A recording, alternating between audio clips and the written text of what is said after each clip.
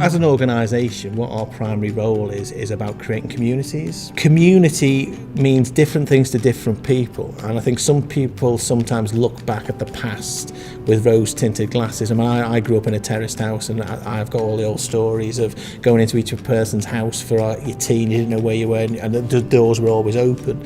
And that was a community of a different era.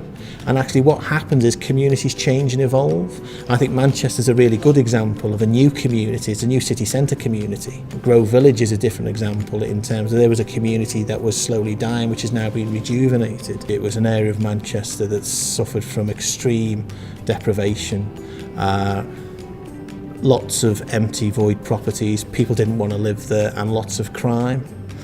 When you look back in 5 years of work between ourselves, the City Council, working with the community, working with residents on the ground, we've actually got an area where there's now a waiting list of 2 to 3 years for someone who wants a property in the area.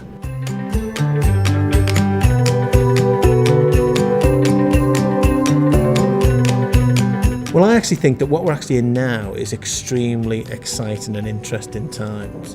And through my career, those times have always coincided with economic downturn. In times of plenty, when there seems to be plenty of funding around, people seem to be able to work in isolation. There seems to be an ability for people to try and work on their own.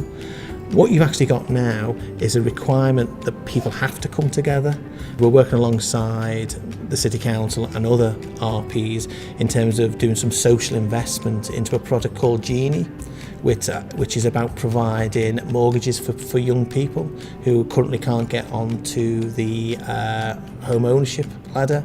I think what Manchester's getting right is they've created an environment where people want to be, and that's probably the most important thing that can be done at this time.